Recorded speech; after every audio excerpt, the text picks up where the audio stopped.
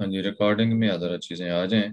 Specific latent heat को मैंने define किया था, amount of heat required to change the state of 1 kilogram of a material is called specific latent heat. इसके मैंने आपको दो फॉर्म्स बताई है ना, okay specific sir. Latent heat of fusion और specific latent heat of vaporisation. Yes sir. इसकी दो स्टेट्स हैं। उसके बाद उन्होंने पूछा कि explain melting of a solid in terms of molecules and energy. Molecules और एनर्जी की टर्म्स में सॉलिड की मेल्टिंग को एक्सप्लेन करना है। तो आपने बताना है कि when a solid is heated, when a solid is heated kinetic energy of its molecules increases। आवाज क्लियर आ रही है? जी सर। kinetic energy या आप कहें कि particles of solid start vibrating with greater amplitudes, their kinetic energy increases, they overcome intermolecular forces, and as a result solid changes into liquid।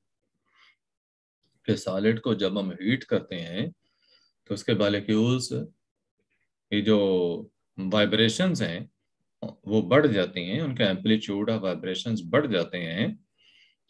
Kinetic energy बढ़ने से intermolecular forces जो हैं वो break होती हैं और सॉलिड जो है वो लिक्विड में चेंज हो जाता है। इसे मेल्टिंग कहते हैं। Next, an electrical heater is used to heat a liquid to its boiling point. ये ऑपरेटर शो किया गया है। कनेक्टिंग वायर्स इसके अंदर हैं और ये हीटर का एलिमेंट है, ये वाला। ये कंटेनर है जिसमें पानी है। 3800 ग्राम पानी लिया है और इसको ये बबल शो किए जा रहे हैं, जिससे कि क्या शो रहा है कि पानी बॉयल हो रहा है। When the liquid is boiling, the heater supplies 1.26 megajoule of thermal energy. Uh, when the liquid is boiling, the heater supplies 1.26 megajoule of thermal energy. 1.26 megajoule thermal energy heater supply करता है। अच्छा, the mass reading shown on the balance decreases from 3800 gram to 2300 gram. अब ये decrease किस वजह से है? Remaining mess जो वाटर का है वो वेपराइजेशन। वेपर्स, हाँ वेपर्स में कन्वर्ट हो गया। तो एनर्जी कितनी यूज हुई? 1.26 मेगा जॉल। आपने specific latent heat of vaporization liquid की फाइंड करनी है। तो स्पेसिफिक लेटेंट हीट जो है ये तो वो अमाउंट ऑफ हीट है जो 1 किलोग्राम लिक्विड को वेपर्स में कन्वर्ट करने के लिए रिक्वायर्ड है। यहाँ पे आप देखें तो ये 3800 में से आप ना 2300 को माइनस करें ताकि आपको पता चले कितनी क्वांटिटी हीट की यूज हुई है। पहले मैस जिसको मैं शो कर रहा हूँ डेल्टा एम के साथ, यानी चेंज इन मैस। आपने 3800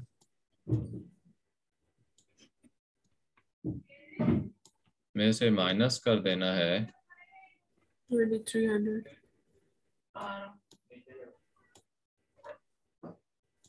2300। हाँ, कितना आ गया आंसर?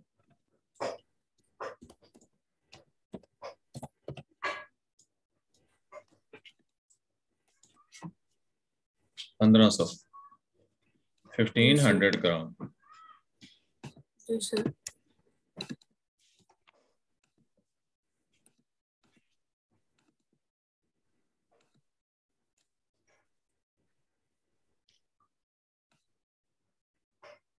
1 मिनट।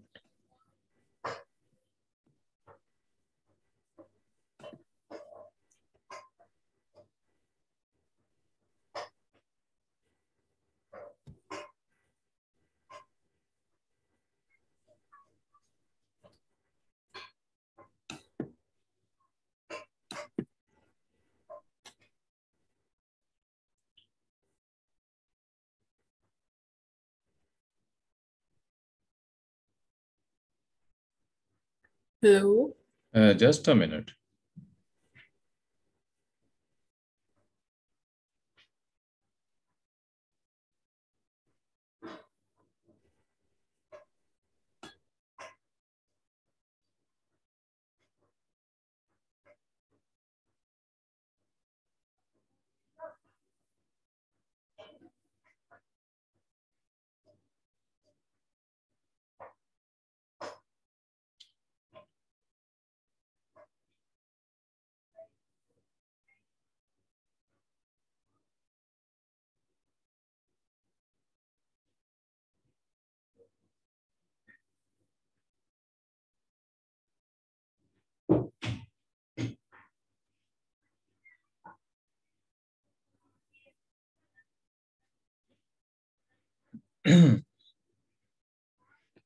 हाँ जी, 1500 ग्राम ये मैस जो है एवेपोरेट हुआ। 1500 ग्राम, इसको केजी में कन्वर्ट करें तो कितना बनता है? 1000 से डिवाइड कर दें तो 1.5 केजी। 1.5 केजी 1000 से डिवाइड कर दिया जस्ट।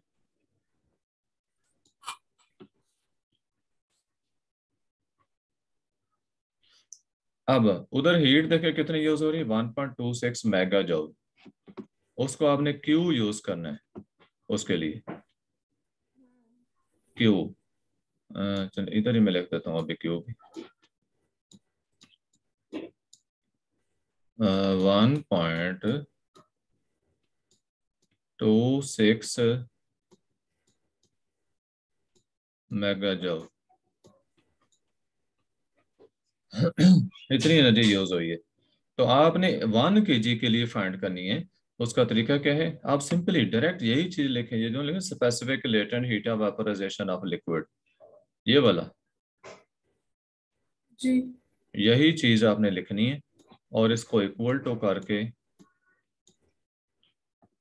ये जो 1.26 है ना मेगा जूल, इसको डिवाइड कर देना है 1.5 से। Okay sir. तो ये आपके पास अमाउंट आ जाएगी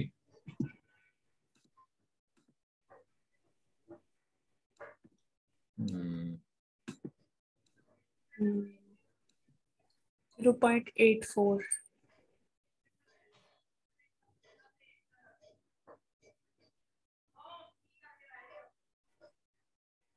कितना आता है?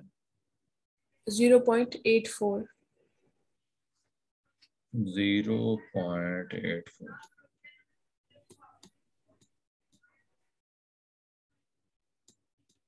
इतने मेगा जूल। और मेगा कितना होता है? 10 पावर 6 जूल होता है। मेगा जो है 10 पावर 6 जूल होता है। अब इसको हम लिख सकते हैं 8.4 अब मल्टीप्लाई 10 पावर -1 बना ना। तो ये जो 10 पावर -1 आया ना, ये पॉइंट को एक स्टेप राइट साइड पे ले जाने की वजह से, तो जो ये जो पावर थी ना आगे 10 पावर 6, वो 5 रह जाएगी, उसकी ओके जगह सर। 5 आ गए। इतने जूल। 8.4 इंटू 10 पावर 5 जूल पर केजी। ये स्पेसिफिक लेटेंट हीट आ गई। हाँ जी, क्लियर हो गया? जी सर। अच्छा,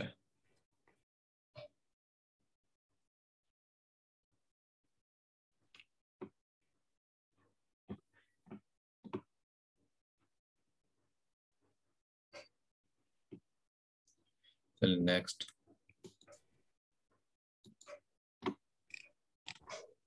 State and explain a precaution to improve the accuracy of the value of specific latent heat calculated in B.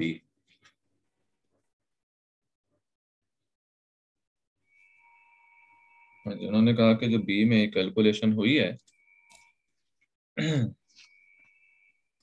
इसको हम इम्प्रूव करना चाहते हैं, तो उसका तरीका बताएं। एक्सपेरिमेंट को बार बार रिपीट करें।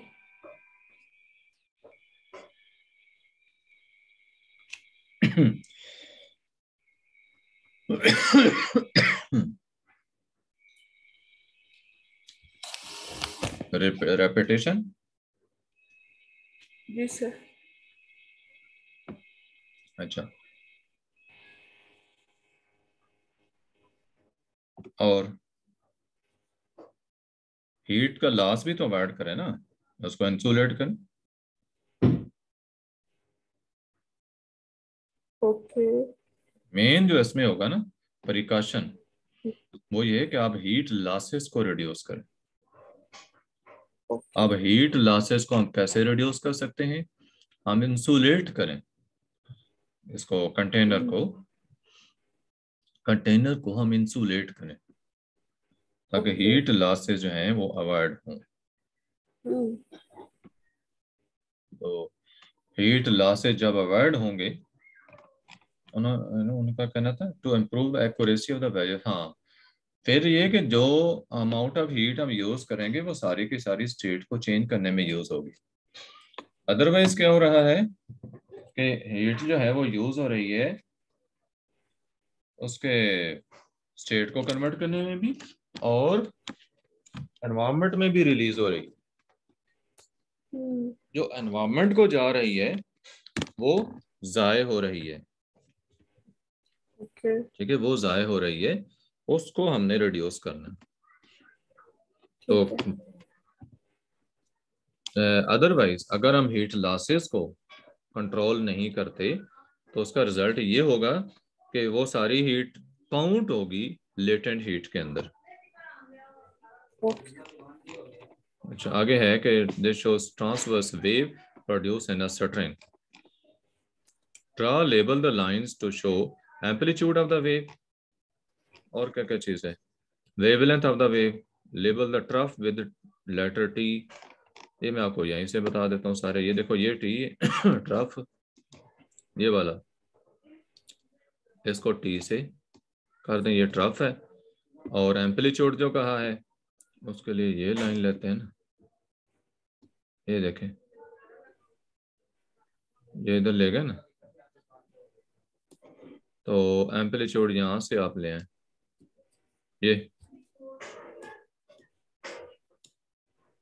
ये एम्पलीट्यूड है।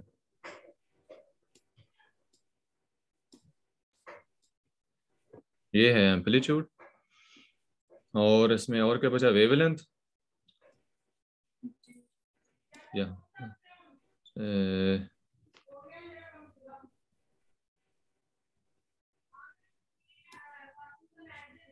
यहाँ तक कोई से दो कंसेक्यूटिव क्रस्ट का दरमियानी फासला या कंसेक्यूटिव ट्रफ्स का दरमियानी फासला जो है ये वेवलेंथ होती है।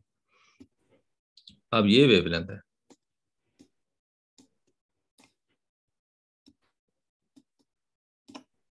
जिसको हम कैसे शो करते हैं? लैम्डा से। देखिए, वेवलेंथ हो गई है, एम्पलीट्यूड हो गया है, और ट्रफ को भी हमने लेबल कर दिए। यही चीजें उन्होंने कहा था ना।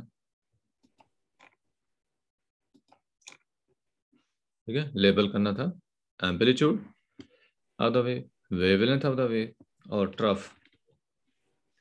A person vibrates one end of the string vertically to produce the wave. Person vibrates one end of the string vertically to produce the wave. He makes 15 complete oscillations in 60 seconds. Show that speed of the wave is 2 centimeter per second. देखो, 15 complete oscillation है 60 second में। Frequency क्या होगी? Frequency है, देखो 15 vibration 60 second में हो रही है ना, आप 60 को डिवाइड कर देंगे 15 के साथ, तो इससे फ्रीक्वेंसी आपको मिल जाएगी 4। आ गया आंसर। ये 4 हर्ट्ज उसकी फ्रीक्वेंसी आ गई। ठीक है, 4 हर्ट्ज फ्रीक्वेंसी है। और उन्होंने पूछा है कि show that speed of the wave जो है वो 2 सेंटीमीटर पर सेकंड है। तो v इक्वल होती है एफ लैम्डा के, एफ जी। लैम्डा। लैम्डा। तो लैम्डा वेवलेंथ है, वेवलेंथ उन्होंने ऊपर जो दी है वो हम फाइंड कर लेंगे।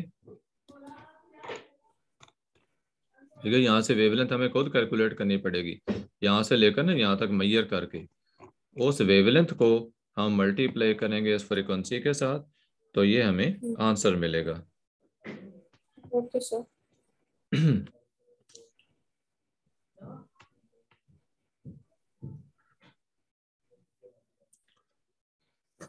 अच्छा,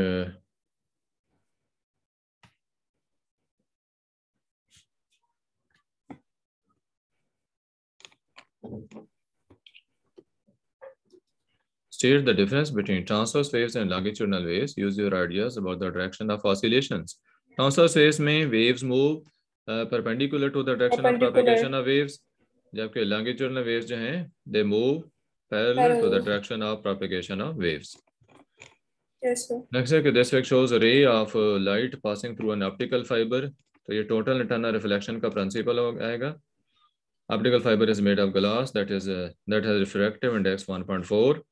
No light refracts from the fiber at points P and Q. Refract mean बाहर कोई नहीं निकलती. State the name of the process that occurs at P and Q. तो ये process कौन सा हुआ? Total internal reflection. क्या process हुआ? Total internal reflection. हाँ, calculate the minimum value of angle I for there be no refraction at point P. Minimum value I की जिसके ऊपर refraction ना हो, तो उन्होंने कहा कैलकुलेट करें। मटेरियल आपको कौन सा दिया गया? ग्लास का। तो उसका रिफ्रैक्टिव इंडेक्स आपको दिया गया 1.4। तो इसके लिए आपने ये करना होगा, रिफ्रैक्शन उनका है ना हो, तो आपने रिफ्रैक्टेड एंगल 90 का ले लेना, उस पर रिफ्रैक्शन तो नहीं है ना। n is equal to sine I over sine r. ठीक है, क्या लिखना है आपने? n is equal to sine आई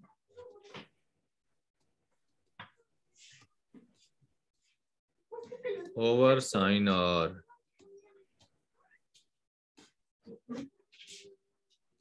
इसमें जो r है ना, ये 90 का लेना है, तो साइन 90 1 होता है, साइन 90 1 होता है, तो नीचे 1 रहेगा, नीचे 1 रहेगा, तो sine I over 1 equal to 1.5 हो गया जी। Sine I is equal to 1.4 और आई किसके इक्वल आ जाएगा? Sine inverse 1.4। Shift sine calculator से आपने करना है, शिफ्ट फिर साइन का बटन फिर 1.4 फिर एंटर कर देना, तो ये आपको एंगल मिल जाएगा इसका। Okay sir. अच्छा, next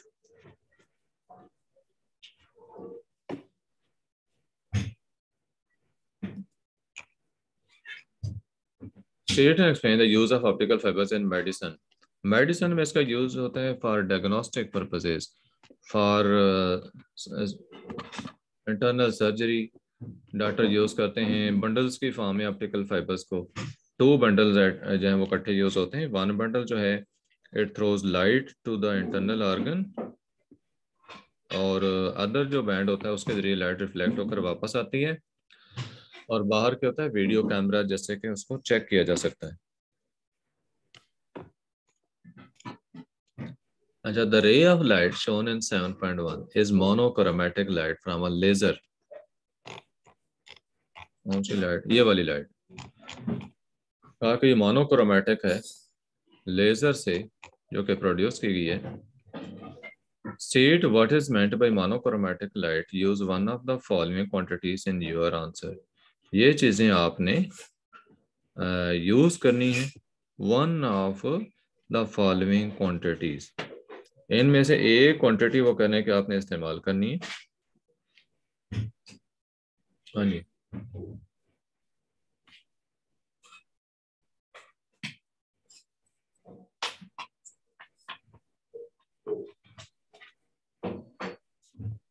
refractive index, speed, frequency, brightness, amplitude, हाँ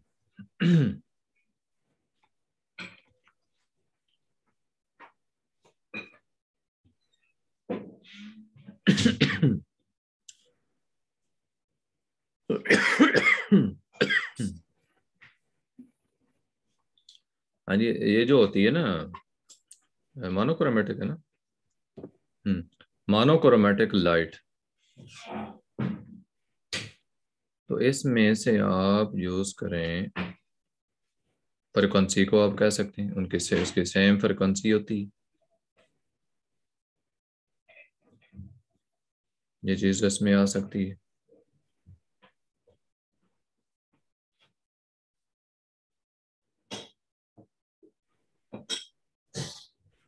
ठीक है, ये जो मोनोक्रोमेटिक है लाइट, इसमें हम उसकी सेम फ्रिक्वेंसी और स्पीड, मोनोक्रोमेटिक लाइट में जितनी रेज जा रही हैं उन सब की स्पीड सेम है, सबकी फ्रिक्वेंसी सेम है। All the rays in monochromatic light are of same frequency and speed.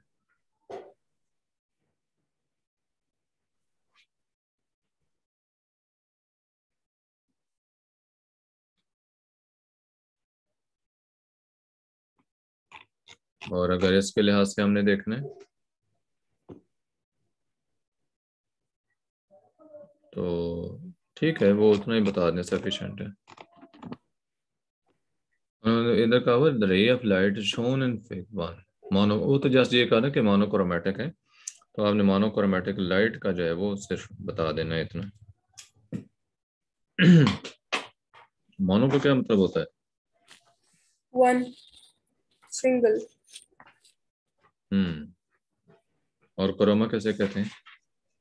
Ji sir. Croma कैसे कहते हैं? Chroma. Chroma Croma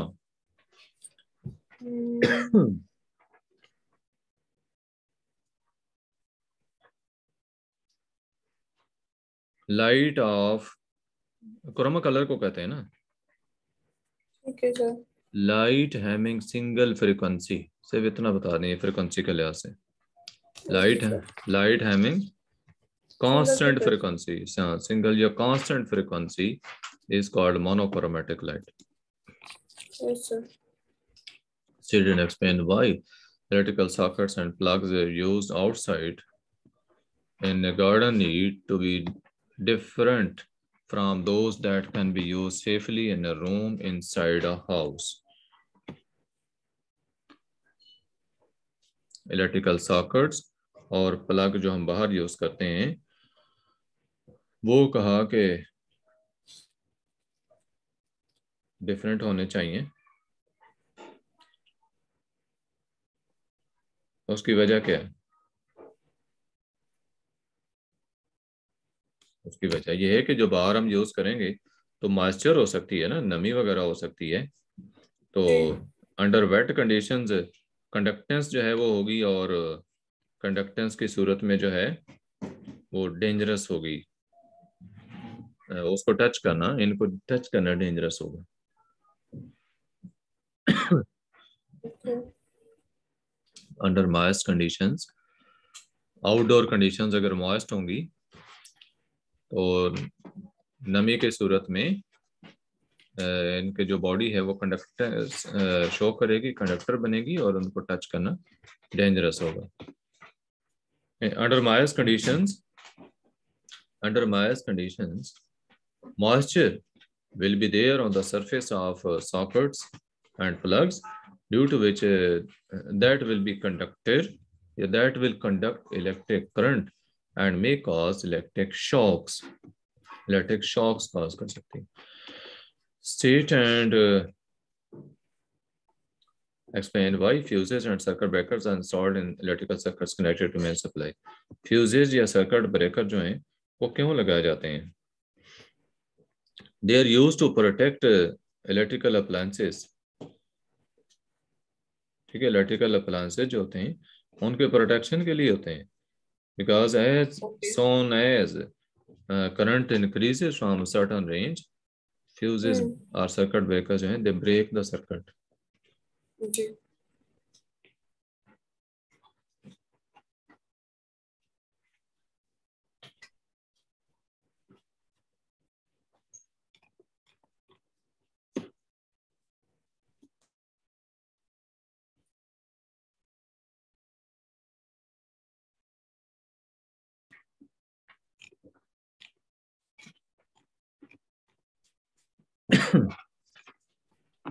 this figure shows a bar magnet.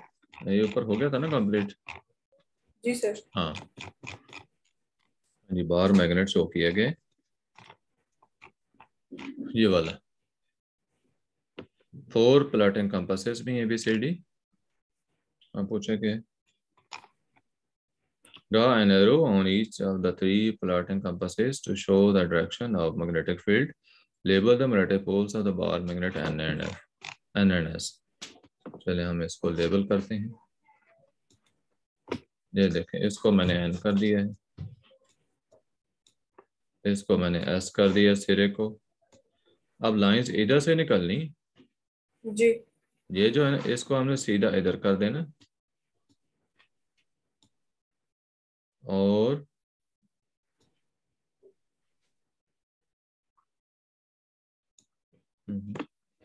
उसके अंदर ले जानी होगी ना,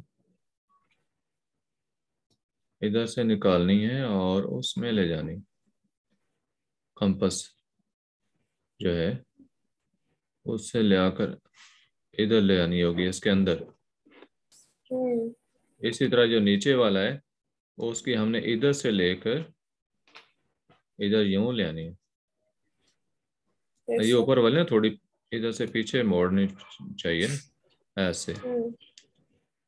तो ये इधर अंदर से ओके सर। होकर फिर दूसरे सिरे पे जाती है ना ये। जी।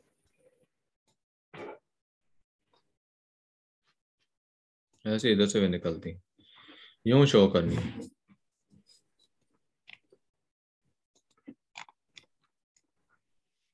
लेबल द मैग्नेटिक पोल्स हो गया। जैसे one method for demagnetising a bar magnet. Bar magnet को डीमैग्नेटाइज करना है, उसको हैमर कर दें या उसको हीट कर दें। Yes sir. ठीक है, हैमरिंग से, हीटिंग से, तो वो क्या होगा, मैग्नेटिज्म उसका रिमूव हो जाएगा। फिर कहा कि represents the current in the wire. Current is into the plane of the paper. Into the plane of the paper. Draw the magnetic pattern of magnetic field produced around the wire. Show clearly the direction of the magnetic field. फिर कौन सी दिखे ये 9.2, ये नीचे ही है ये। Into the vapour mean के current नीचे को जा रहा है, तो इसकी फील्ड लाइंस कैसे होंगी, सर्कुलर होंगी। यूं हम इसे ड्रा कर लेते हैं। ये देखें, ये जैसे अब ड्रा की ना मैंने जी। ऐसे यूं सर्कुलर लाइंस ड्रा करते जाना। Okay sir.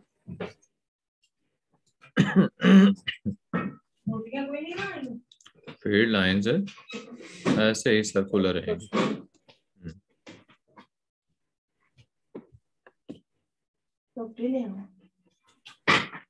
नेक्स्ट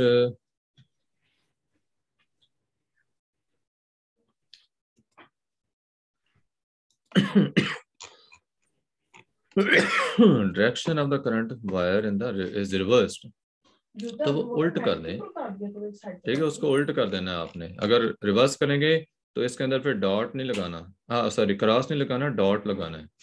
और डॉट लगाकर ये जो बार मैंने सर्कल लगाए थे ना पहले, वो उसी तरह से लगाने होंगे। मैं अभी कर ही देता हूँ ना एक। ये देखें, ये एक सर्कल लगाया ना ऐसे। अब इसके सेंटर में हमने क्या करना है, डॉट लगा देना ऐसे।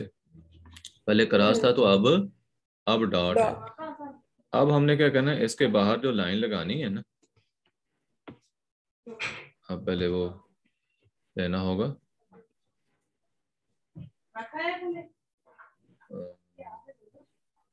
यही चलो ले लें।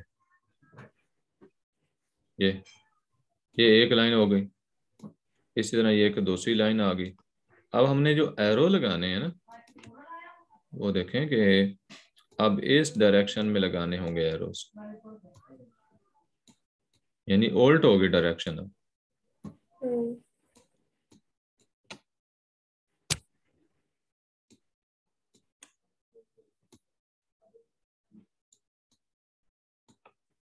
इस डायरेक्शन में अब क्लॉक वाइज हो गई, पहले क्या थी काउंटर क्लॉक वाइज। अब एक मिनट, अभी करंट जा रहा है उल्ट हो गया ये, अभी करंट ऊपर को जा रहा है, ये आपने एरोस दूसरी डायरेक्शन में करने होंगे। करंट जो है ना ऊपर को आ रहा है ना, तो आप इसको दाएं हाथ में पकड़े ना, तो अंगूठा फिंगर जो है वो इस डायरेक्शन में कर्ल कर रही हैं, तो ये डायरेक्शन है आप फील्ड की। ये जो आप एरोज आप देख रहे हैं ये डायरेक्शन फील्ड की होगी, ऐसे। Next,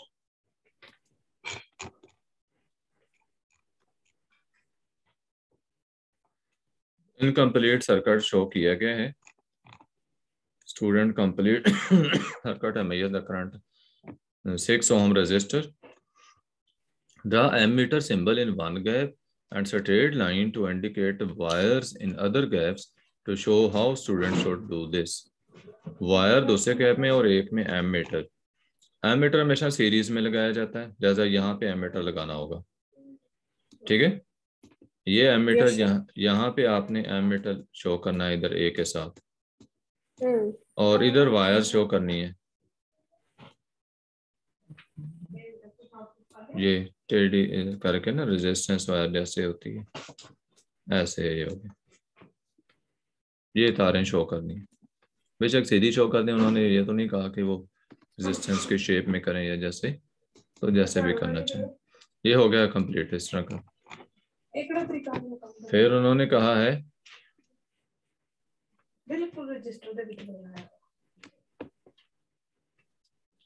volt meter is connected,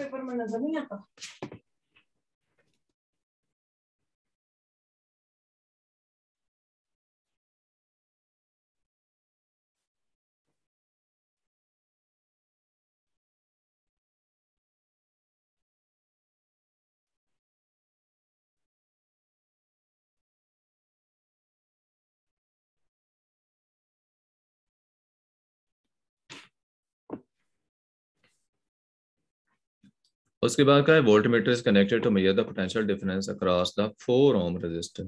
4 ohm resistor कौन सा है, ये वाला। तो ओम मीटर लगाना है, तो हम लगाएंगे इसके अक्रॉस यहाँ पे, इधर वोल्ट मीटर, ये वोल्ट मीटर लगेगा। ओके।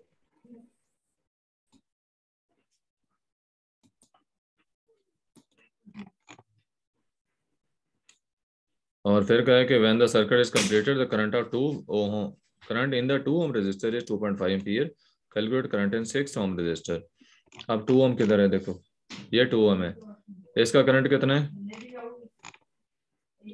2.5 एम्पीयर, 2.5 एम्पीयर इसका करंट है, तो 6 ohm वाले का कितना होगा, वो देखिए इसको देखो, तो ये 2 3 6 है ना, 3 गुना है, तो इसका तीसरा हिस्सा होगा, 1/3 होगा इसका।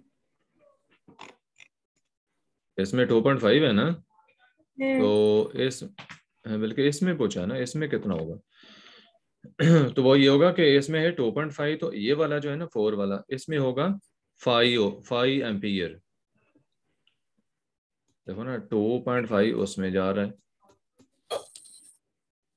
2.5, हाँ इसमें 5 नहीं होगा, इसमें आधा होगा, इसमें होगा 1.25, डबल रेजिस्टेंस है ना, ठीक है। 1.25 इसमें होगा, और 6 ohm वाले में क्या होगा, इन दोनों को प्लस कर दिया जाएगा, तो ये बन जाएगा 3.75।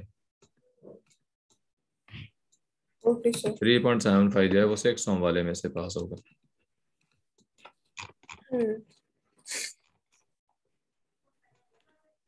Next show same electrical circuit with an alternating power supply and a wire in the gap. Draw a diode symbol in one gap and a straight line to indicate a wire in the other gap. So that there is a current from right to left in 4 ohm resistor and alternating current in 2 ohm resistor.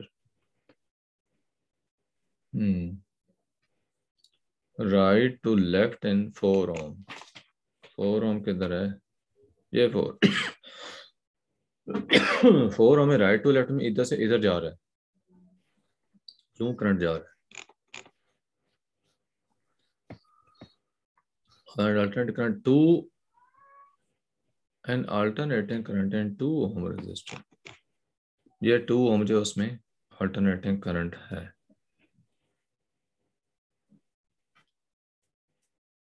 तो वो भी ऐसे ही होता है. Alternating भी तो ऐसे ना डायरेक्शन चेंज करता रहता है. तो करना क्या है? उन्होंने पूछा ड्रा डायोड सिंबल. हाँ, डायोड उन्होंने कहा कि ड्रॉ करें. Diode on one gap and steel line in the other.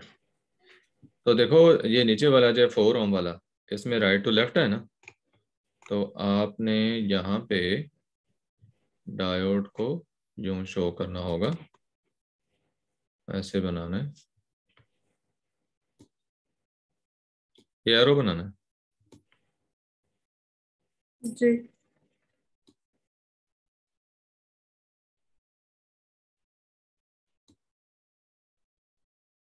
Sir, उल्टा नहीं बना दिया? राइट टू लेफ्ट नहीं कहा उन्होंने. अच्छा अच्छा, हाँ ठीक है. तो हम स्ट्रेट एरो लाइन इधर ही बनाएंगे ना, एरो की डायरेक्शन इधर होती है. और ये वर्टिकल लाइन स्ट्रेट यहाँ, लाइन. हाँ यहाँ पे आ जाएगी. और इसको हमने मिला देना है तार के साथ.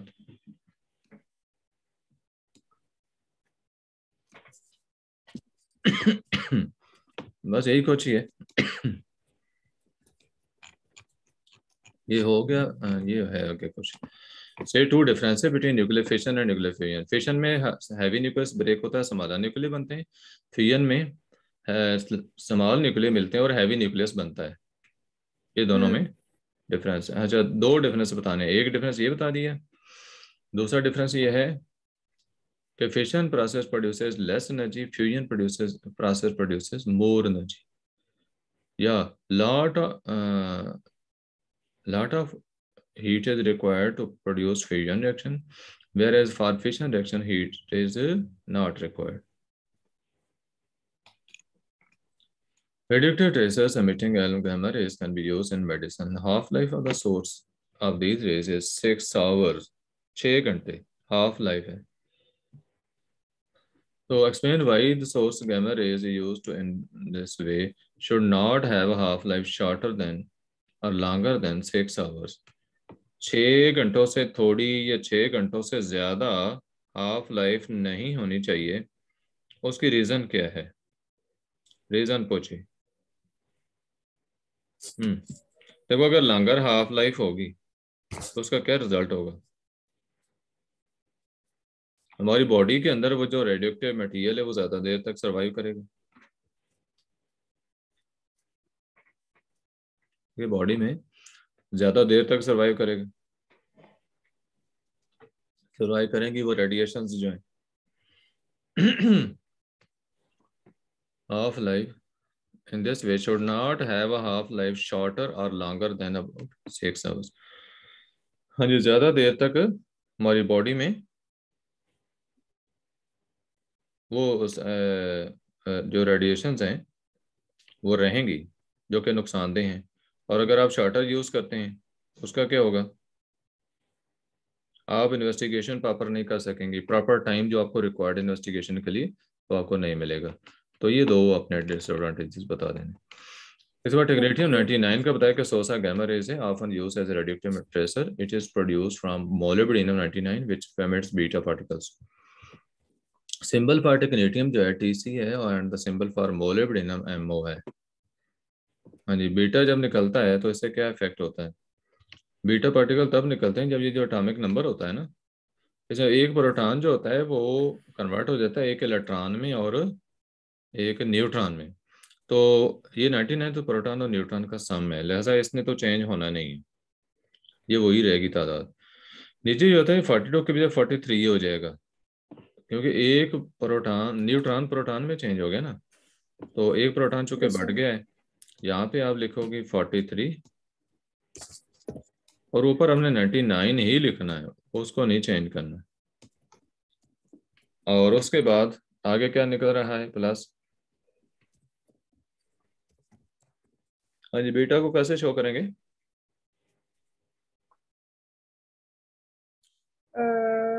ऐसे 0 - 1. हाँ, 0 - 1, ये बीटा शो। नीचे पूछा कंटेनर ने radioactive nuclide state and other use of radioactive nuclide in medicine. Medicine में इसका कोई और जो है वो यूज बताएं। इक्विपमेंट्स की स्टेरिलाइजेशन लिख दें, कैंसर की ट्रीटमेंट लिख दें, treatment and diagnosis and treatment उसकी कैंसर की, या स्टेरिलाइजेशन ऑफ इक्विपमेंट्स। हाँ जी, ये कंप्लीट हुआ। ठीक है, अब इसको आप सॉल्व करके कल भेज देना। Okay, sir. ओके, अल्लाह हाफिज। Love fish.